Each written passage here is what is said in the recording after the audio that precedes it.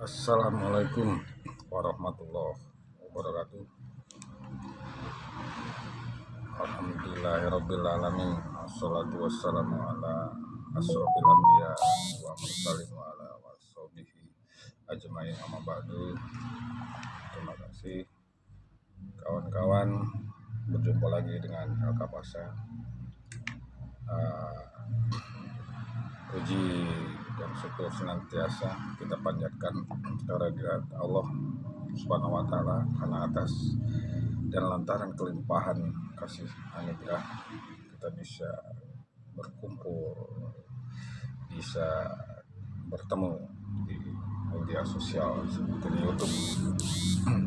Salawat serta salam kita terus sampaikan ke baginda besar Nabi besar Muhammad Sallallahu Alaihi Wasallam, dan insya Allah menuntun kita ke jalan yang benar, aman dan barokah. Yang jelas kita tuh akan menunggu syafaat beliau di yaumil akhir. Terima kasih kawan-kawan sekalian. Dalam video kali ini saya ingin membahas ya, tapi menyampaikan sesuatu, terutama ini bagi kaum laki-laki. Meskipun ini bicara masalah tampang kalau dibarengi dengan akhlak, dibarengi dengan iman dan ketakwaan yang kuat ya, khususnya agama Islam, itu pasti dirindukan oleh bidadari surga. Sekarang siapa yang mau dirindukan bidadari? Pasti pada mau ya. Ini nggak berlaku buat ibu-ibu nih, ini khusus kaum lelaki, bapak-bapak ataupun anak-anak muda yang sudah dewasa, yang rajin sholatnya, selalu mengikuti apa yang diperintahkan ya kan. Jadi apalagi itu kalau ganteng ya, ganteng terus rajin sholat segala macam apa yang diperintahkan itu. Tapi kalau dia ganteng tidak memenuhi kewajibannya dalam agama Islam seperti sholat dan hal lainnya, itu nggak akan dirindukan. Tetapi ada juga yang buruk rupa, dia rajin sholat ya kan, menunaikan semua kewajiban apa yang diperintahkan dalam agama Islam. Nah, ini yang dirindukan oleh bidadari surga. Sementara banyak orang di zaman sekarang ini sebenarnya lebih memilih pasangan melihat dari tampilan fisik ya, fisik terutama harta juga. Padahal dalam Islam tidak diperbolehkan seperti itu. Kita harus menerima apa adanya seseorang itu tanpa kita melihat latar belakang, tanpa melihat dari penampilan, dari buruk rupa maupun harta. Sebab di mata Allah Subhanahu wa taala itu semuanya sama. Ini semua hanya permainan, karena nanti kita diminta pertanggungjawaban. Sesungguhnya Allah tidak melihat pada bentuk rupa dan harta kalian, tetapi Allah hanya melihat pada hati dan amalan kalian. Dari HR Muslim. Dan seperti kisah sahabat Nabi yang buruk rupa yang dijodohkan dengan wanita cantik, ya kan? Bahwa ada namanya sahabat waktu itu Julaibib radhiyallahu anhu. Dia lahir di dunia tanpa mengetahui siapa kedua orang tua, dan dia tidak mengetahui nasabnya, asal usul. Bagi masyarakat di zaman itu, orang yang tidak memiliki nasab jelas merupakan suatu aib ya kan?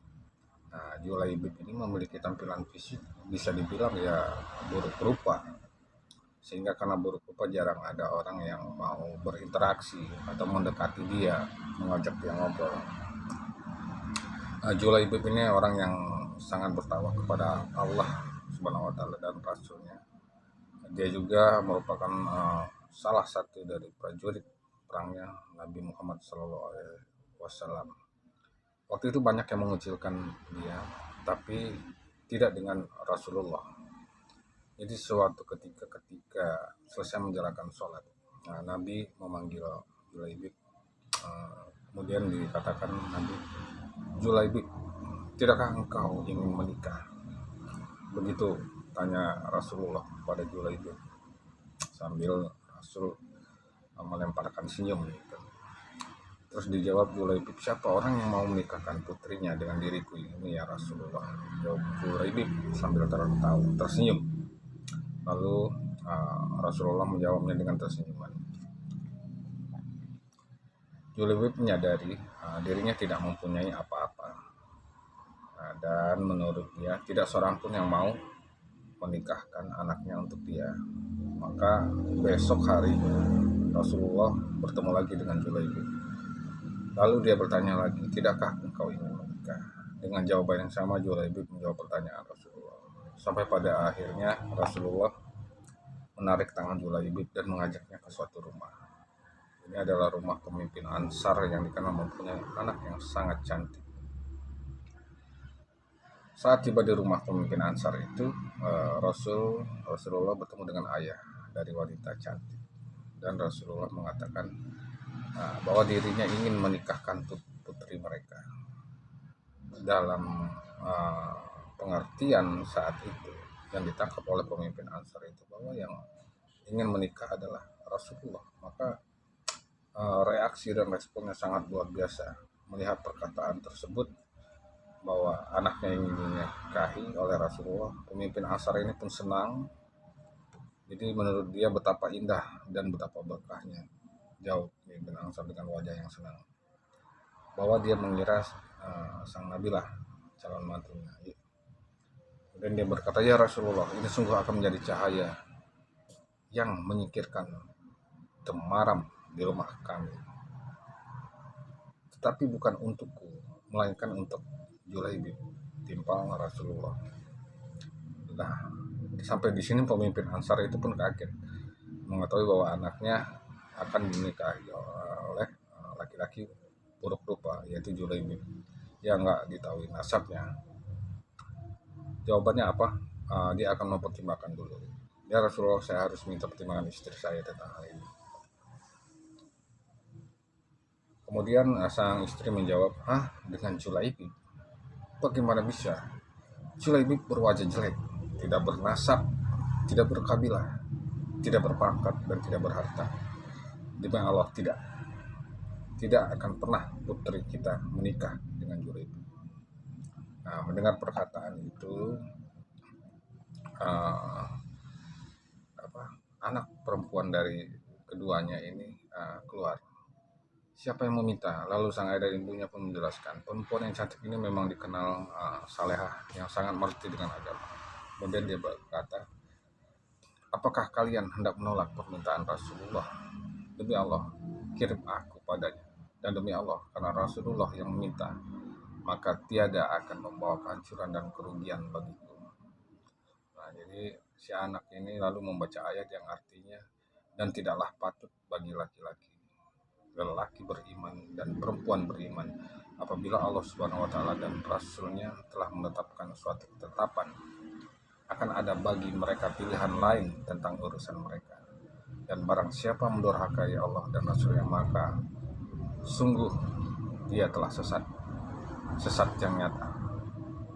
Quran Al-Anzab 36. Jadi mendengar jawaban dari perempuan cantik dan solehah itu, Rasulullah pun tertunduk lalu mendoakan sang perempuan, ya Allah, limpahkanlah kebaikan atasnya dalam kelimpahan yang penuh berkah. Jangan kau jadikan hidupnya payah dan bermasalah. Maka benarlah doa Nabi. Tak lama kemudian Allah dikaruniakan jalan keluar baginya. Kebersamaan di dunia ternyata tidak ditakdirkan terlalu lama. Meski di dunia sang istri salehah dan bertakwa, tapi bidadari telah terlampau lama merindukan Julaibib di surga. Julaibib sahabat Nabi yang buruk muka, lebih pantas menghuni surga daripada dunia yang tidak bersahabat padanya.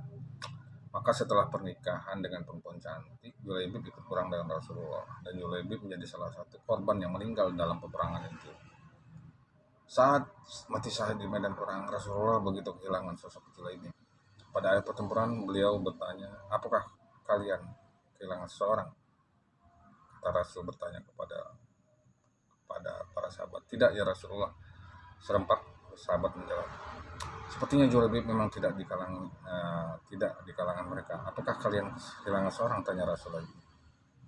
Kemudian kali ini wajahnya merah bersemu wajah Rasul. Ya Rasulullah, kali ini sebagian menjawab dengan was-was. Beberapa orang menengok kanan kiri mencari sosok Julaibib. Kemudian Rasulullah menghela nafas, tetapi aku kehilangan Julaibib, kata beliau. Para sahabat tersadar lalu kemudian mereka mencari. Maka Julaibib yang mulia pun ditemukan. Dia terbunuh dengan luka-luka di sekujur tubuh dan wajahnya. Di sekitar jasadnya ada 7 jasad musuh yang ternyata telah dia bunuh. Rasulullah dengan tangan sendiri mengkafani Julaibib. Beliau mensolatkannya dan berdoa, ya Allah, dia adalah bagian dari diriku dan aku adalah bagian dari dirinya, kata Rasulullah. Saat Julaibib selesai dimakamkan, terjadi peristiwa yang menakjubkan. Rasulullah menangis, air matanya menetes sembari memandang ke langit dan tersenyum, lalu membuang pandangannya ke samping seraya menutup mata dan telapak tangannya. Jadi para sahabat yang melihat kejadian itu terheran-heran dan bertanya, wahai Rasulullah, mengapa engkau menangis di pusara Julaibib? Aku menangis karena mengingat Julaibib. Hari ini dia memintaku merestuinya untuk menikah. Semestinya hari ini dia tengah bahagia bersama istrinya. Namun hari ini dia telah tiada, jawab Rasulullah. Kemudian sahabat bertanya lagi, lantas tadi kenapa engkau tersenyum? Tanya salah seorang sahabat. Jawab Rasulullah, saat memandang langit, aku melihat para bidadari turun untuk menjemput Julaibib. Masya Allah, dijemput bidadari. Jawab Rasulullah, tapi mengapa lantas engkau membuang pandangan ke samping? Apakah yang kau lihat ya Rasulullah? Bidadari yang menjemput Julaibib, kata Rasulullah, begitu banyak. Mereka saling berebut. Ada yang meraih tangan Julaibib, ada pula yang meraih kaki Julaibib. Sehingga salah satu bidadari itu tersingkap kainnya dan terlihat betisnya, kata Rasulullah Shallallahu Alaihi Wasallam. Jadi kawan-kawan, Rasulullah sampai malu sendiri melihat peristiwa luar biasa itu. Apa inti pesan yang ingin saya sampaikan? Bahwa seperti yang saya bilang sejak awal tadi, buruk rupa tapi dirindukan oleh bidadari surga. Karena ketakwaan kita, keimanan kita kuat kepada Allah Subhanahu wa taala dan mengikuti seluruh apa yang dianjurkan oleh Rasul dalam semua hadis yang disampaikan. Maka insya Allah kita juga akan bisa seperti itu. Masalahnya banyak tantangan di zaman seperti ini yang harus kita lewati dengan segala macam teknologi, godaan yang sangat luar biasa. Tapi saya yakin kita harus yakin, harus mampu, harus kuat bahwa kita bisa seperti itu meski tidak seperti Julaibib. Itu saja kawan-kawan. Ini bukan ceramah tapi hanya mengajak kawan-kawan berpikir. Mungkin ini menjadi semacam dakwah untuk mengingat cerita di masa lalu yang akan bisa bermanfaat dan menjadi suatu tuntunan di masa depan. Terima kasih. Saya Elka Kosa. Wassalamualaikum warahmatullahi wabarakatuh.